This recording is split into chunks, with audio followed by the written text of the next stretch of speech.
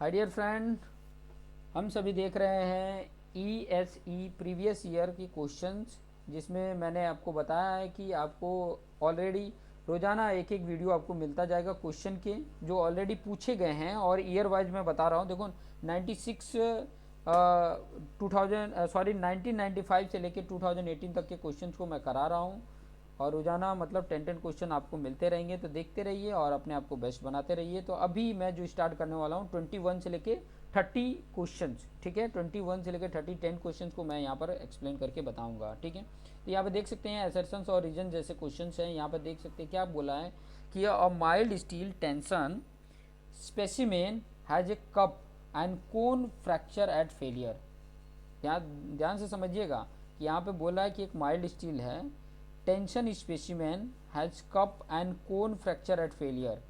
Mild steel है और ऊपर से टेंशन अगर अप्लाई किया जाता है, टेंशन जब अप्लाई किया जाता है तो has a cup and cone fracture at failure. जब फेलियर होता है, ठीक है, टेंशन में, तो वहाँ पर किस प्रकार का फ्रैक्चर बनता है? कप एंड कोन जैसा बनता है। कैसा बनता है? कप एंड कोन फ्रैक्चर बनता है। राइट है, ऑब्वियसली कप एंड कोन जैसा ही बनता है, ठीक है। और उसका एंगल जो होता है वो 45 डिग्री जितना बनाता है। वो चीज़ें मैं ऑलरेडी बता चुका हूँ। रीजन क्या है? Mild steel is weak in shear. ध्यान से समझना, सीयर में वीक होता है। And failure of a specimen in shear takes place at 45 degree to the direction of applied tensile force. तो ये भी सही है और इसका करेक्ट रीजन भी दे रहा है, तो यहाँ पे करेक्ट आंसर ए हो जाता है। नेक्स्ट क्वेश्चन की तरफ आगे बढ़ते हैं। Question number 22। क्वेश्चन नंबर 22 क्या बोल रहा है वो चीज़ें यहाँ पर आप देख सकते हैं विथ ऑप्शन। क्या है? Round steel bar of overall length 40 centimetre, उसका ओवरऑल लेंथ है 40 सेंटीमीटर ओवरऑल लेंथ है। Consist of two equal portion of 20 centimeter each having diameter of 10 centimeter or 8 centimeter respectively. If the rod is subjected to a tensile load of 10 ton, 10 ton का tensile load apply किया जाता है, the elongation will be. तो elongation क्या होगा? तो elongation की अगर मैं बात करूं तो ये देखिए ये कैसे जुड़े हुए हैं, ये चीज़ें देख लिए। The rounded steel bar overall length 40 centimetre है।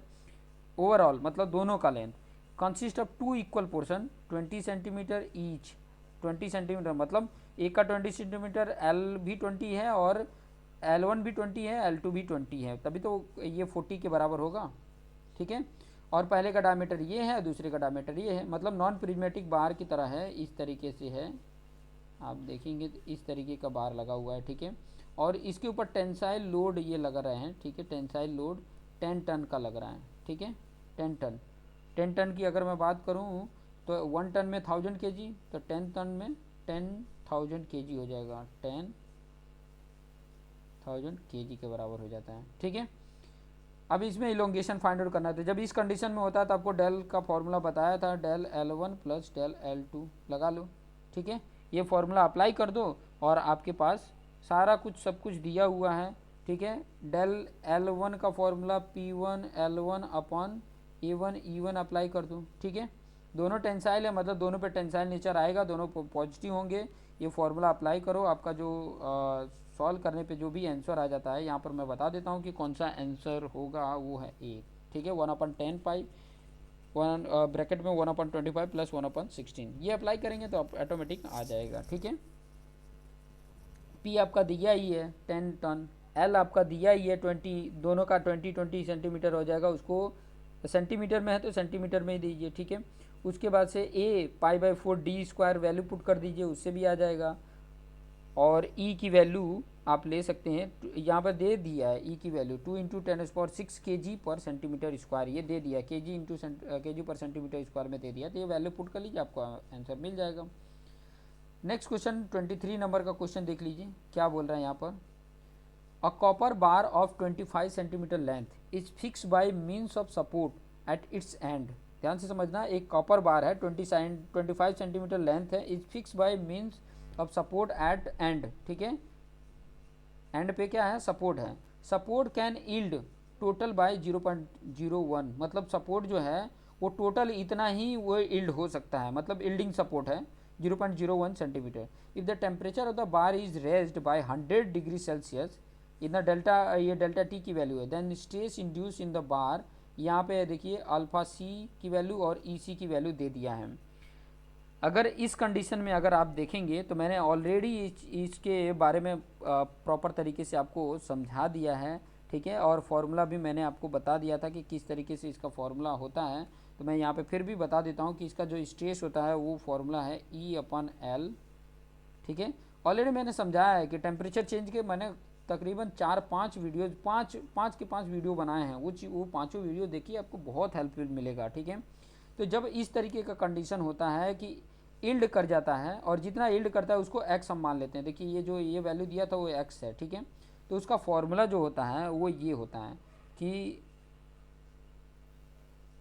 कितना मतलब ऑलरेडी चेंज हो रहा है थर्मल एक्सपेंशन के कारण, कितना उसमें चेंज आ रहा है, माइनस ये एक्स कितना इल्ड हो रहा है, वो फॉर्मूला अप्लाई कर दोगे इसमें तो आपका स्ट्रेस निकल जाएगा कि कितना स्ट्रेस आ रहा है, ठीक है।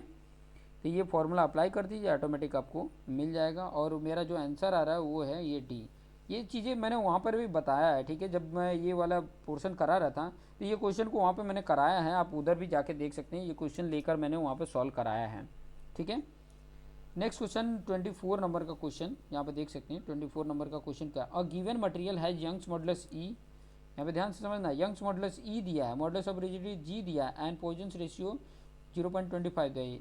The ratio of Young's modulus to modulus of rigidity of this material is, अब यहाँ पे ध्यान देना, पॉइजन्स रेशियो दे दिया है आपको, ये Poisson's ratio E equal to 2G 1+μ, ये फॉर्मूला में आपको क्या चाहिए, E/G का वैल्यू चाहिए, E/G कर दिए तो क्या आ रहा है 2 1+μ, ये वैल्यू पुट कर दो, ये वैल्यू में म्यू की वैल्यू पुट कर दोगे 0.25 तो कितना हो जाएगा 1.25, 1.25 का डबल कर दोगे तो कितना हो जाएगा, 1.25 का डबल करोगे तो कितना हो जाएगा 2.5, 2.5 किसका है सी, तो C option is the right answer, ठीक है।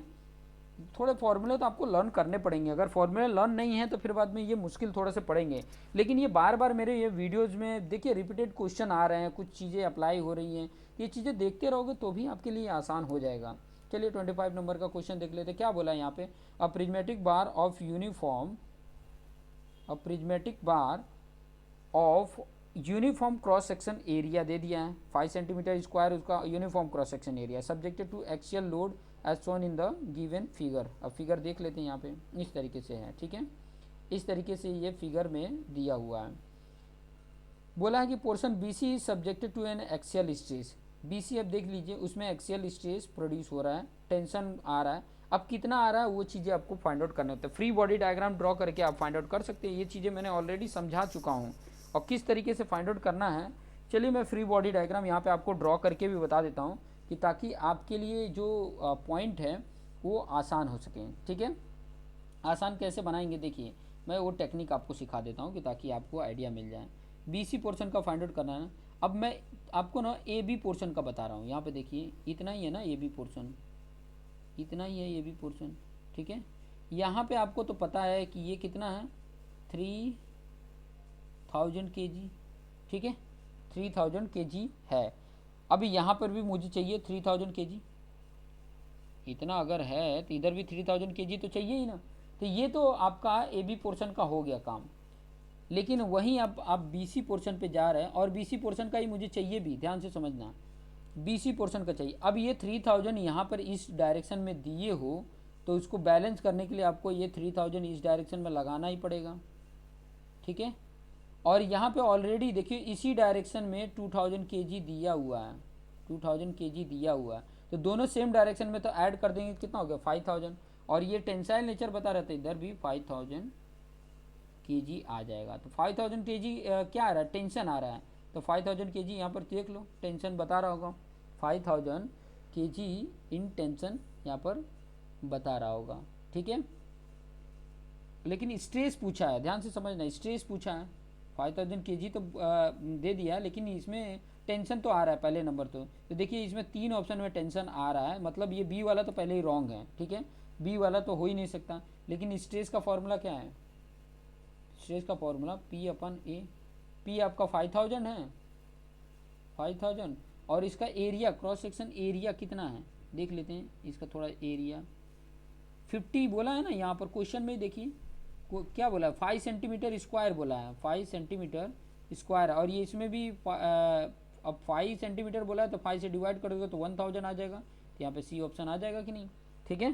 तो ये चीज़ें यहाँ से इस तरीके से सॉल्व कर सकते हैं, बहुत अच्छे कॉन्सेप्ट है, ठीक है। चाहे आप इधर से सी डी को लेके भी करते हैं ना तो भी आ जाता, चाहे इधर से ए बी से लेके किए तो भी वही सेम ही आएगा। चलिए नेक्स्ट क्वेश्चन की तरफ आगे बढ़ते हैं। 26 नंबर का क्वेश्चन समझ लेते हैं पहले तो। क्वेश्चन देखिए, 2 वायर्स ऑफ इक्वल लेंथ दे दिया है, 2 वायर्स आपको दिख रहे हैं 1 और 2, suspended vertically at a distance of 40 centimetre as, ठीक है, 40 सेंटीमीटर है as shown in the figure, ठीक है। उनके बीच का जो डिस्टेंस है वो 40 सेंटीमीटर है और लेंथ भी 4 मीटर दे दिया है, फिगर में देख सकते हैं, shown in the figure. Their upper end are fix, upper end fix है और नीचे जो है their upper end are fix the ceiling while their lower end support है रिजिड। अब देखो नीचे जो है वो रिजिड सपोर्ट है, रिजिड मतलब रिजिड जो होता है वो क्या होता है कि रिजिड वॉल जो होता है वो ना तो बढ़ने देता है ना कम होने देता है। Bar carries a central load of 1 T midway between the wire, 1 T जितना, 1 टी बोला तो 1 टन भी हो सकता है, टी मान के चलो इतना, मतलब बीच में उसके लग रहा है। Detail of the 2 wires are given below, ये details of 2 wires are given below जो यहाँ पर दी हुई है, देख सकते हैं कि मॉडुलस ऑफ इलास्टिसिटी भी दी हुई है, इलोंगेशन दिया हुआ है, अल्फा सी और अल्फा एस दिया है दोनों का। पूछा क्या है कि वही चीज़ आपको बताना है कि उसके अंदर का जो इलोंगेशन है ना डेल सी अपन डेल एस का रेशियो आपको बताना है। अगर रेशियो इसको अगर आपको बताना है तो किस तरीके से आप बताएंगे, तो वो चीज़ें मैं थोड़ा सा आपको ऑलरेडी समझा देता हूँ, ठीक है, कि ताकि आपको आइडिया मिल जाए। ऑप्शन ये आपके सामने है, देखिए अल्फ़ा सी अपन अल्फ़ा एस की बात करें, अल्फ़ा सी की अगर बात करेंगे तो क्या होगा, पी एल अपन ए ई, इसी के लिए अपन पी एल अपन ए ई, ये एस के लिए ये वैल्यू पुट कर दो, ठीक है।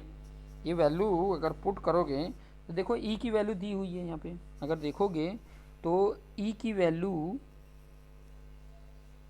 वैल्यू यहाँ पर ऑलरेडी दी हुई है और ए की वैल्यू ऑलरेडी दी हुई है, तो ए और ई की वैल्यू पुट कर दो, ठीक है।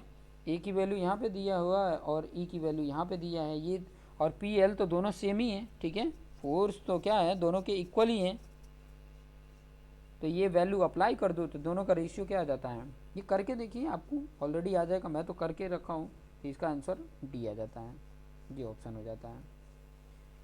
27 नंबर का क्वेश्चन देखिए, 1998 में ये पूछा हुआ, क्या पूछा है, if A be the area of cross section of a bar, the gauge length for the measurement of ductility will be, ध्यान से समझना, gauge length for the measurement of ductility will be.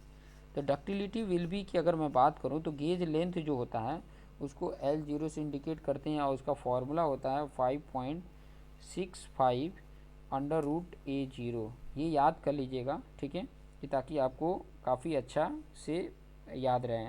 तो इसका गेज लेंथ मेजरमेंट डक्टिलिटी के लिए करते हैं तो उसका फॉर्मूला कौन सा आ जाए, 5.65 अंडर रूट ए, अंडर रूट का मतलब 1/2 पावर, तो कौन सा राइट है यहाँ पे, अगर राइट देखेंगे तो A option is the right answer. Next देखिए, match the following list 1 list 2 select the correct answer की बात कर रहा है, तो यहाँ पर देख लेते हैं कि यहाँ पर मैच द फॉलोइंग में क्या दिया है। ये लिस्ट है आपके पास, डक्टिलिटी है, ब्रिटलनेस है, टेनासिटी है, टफनेस है, ये सारे पॉइंट दिए हुए हैं, इसका करेक्ट मैचिंग आपको बताना है। यहाँ पे करेक्ट मैचिंग मैं आपको दिखा देता हूँ, करेक्ट मैचिंग क्या होगी तो वो चीज़ें मैं आपको दिखा देता हूँ, ठीक है। टेनासिटी जो बताता है, टेनासिटी की अगर मैं बात करूँ तो वो बताता है properties of metal to resist fracture when under the action of tensile load, ठीक है, fracture when under the tensile load, वो टेनासिटी को बताता है। टफनेस किसको बताता है, ability to observe mechanical energy up to failure, जैसे अंडर इम्पैक्ट लोड, ठीक है, अंडर इम्पैक्ट लोड के बारे में यहाँ पे बोल रहा है, ठीक है। तो ये सारे पॉइंट देखिए, अगर आपको मैंने जो पॉइंट एक्सप्लेन किए हैं वो पॉइंट अगर आप देखेंगे तो आपको मेरे ख्याल से बहुत ही आसान लगेगा, कुछ ज़्यादा है नहीं, ठीक है, बहुत ज़्यादा हार्ड नहीं है, बहुत ही इजी है, ठीक है। तो यहाँ पर मैं चलो बता देता हूँ कि इसका करेक्ट आंसर क्या होगा। तो पहला जो है ना, पहला डक्टिलिटी, तो डक्टिलिटी आएगा ये। डक्टिलिटी आपको पता ही है कि ड्रॉन पे permanently over great change of shape without rupture, ठीक है, बहुत बड़ा चेंज आता है उसको डक्टिलिटी बोला जाता है, मतलब बहुत बड़ा तक डिफॉर्मेशन दिखता है, लार्ज डिफॉर्मेशन को इंडिकेट करता है वो डक्टिलिटी है। वहीं अगर बी को देखोगे ब्रिटलनेस, तो ब्रिटलनेस किसको बताता है? फेलियर विदाउट वार्निंग, सही बात है पहले को, ठीक है, फेलियर विदाउट वार्निंग मतलब वो वार्निंग नहीं देता है, फेल हो जाता है ब्रिटलनेस जो मटेरियल होता है। वहीं अगर टेनासिटी की बात करेंगे तो हाई टेंसाइल स्ट्रेंथ को इंडिकेट करता है, और toughness absorb of energy at high stress without rupture, ठीक है। तो ये पॉइंट आपको आइडिया मिल गए होंगे, ठीक है। तो यहाँ पे देख सकते हैं ए का 2, बी का 1, सी का 4, डी का 3, मतलब सीरीज में देखोगे तो क्या आएगा, अगर आप देखोगे तो 2 1 4 3, 2 1 4 3, 2 1 4 3 किस में आया? 2 1 4 3 डी में आया, तो D is the correct answer. Next 29 number का क्वेश्चन भी, मैच द फॉलोइंग एक इज नॉट, क्या बोला है, which one of the following pair is not correctly match, not correctly match हैं, ठीक है, ध्यान से समझना कि करेक्टली मैच नहीं है, उसके सामने दिया है पहले वाले का, अगर आप देखोगे तो पहले का कौन सा मैच नहीं है वो चीज़ें हमें यहाँ पर बताना है, ठीक है। तो कौन सा मैच नहीं है? Visco elastic material small particle zone के लिए, स्मॉल प्लास्टिक जोन के लिए होता है, पहले नंबर यही रॉन्ग है। Strain hardening material stiffness effect failed at some stage, ये भी राइट है। ऑर्थोट्रॉपिक मटेरियल की बात करें तो डिफरेंट प्रॉपर्टीज इन 3 परपेंडिकुलर डायरेक्शन, ये भी सही है। आइसोट्रॉपिक मटेरियल की बात करें तो some physical properties in all direction at a point, ये भी सही है। मतलब करेक्ट मैच नहीं है तो वो ए है। तो इसका जो करेक्ट आंसर है वो आ जाता है, जो विस्को इलास्टिक मटेरियल होता है ना, एग्जिबिट बोथ करता है, विस्कस और इलास्टिक कैरेक्टरिस्टिक दोनों रखता है। When undergoes deformation so they show time independent stress strain behaviour, ठीक है, ये पॉइंट ध्यान में रखेंगे। नेक्स्ट, और ये वीडियो का लास्ट है, 30 क्वेश्चन देख लेते हैं। 30 नंबर का क्वेश्चन क्या बोल रहा है यहाँ पे, इस तरीके से आप देख रहे हैं, रिजिड बार ये है, ठीक है, नीचे रिजिड बार बताया, उसका लेंथ ये है, ए और बी है, ठीक है, और नीचे सपोर्ट लगे हुए हैं।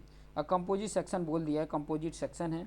Shown in the above figure are form at 20 degree Celsius and was made of 2 material A and B, ठीक है, ए और B 2 material. If coefficient of thermal expansion A is greater than B, ठीक है, जब भी ऐसे condition होते हैं कि थर्मल एक्सपांशन जो है वो ए का ज़्यादा है कंपेयर टू बी के, ठीक है, ए का ज़्यादा है कंपेयर टू बी के, ठीक है, ए का ज़्यादा है कंपेयर टू बी के।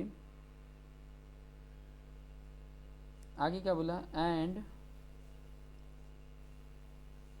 The composite section is heated to 40 degree Celsius then A and B will.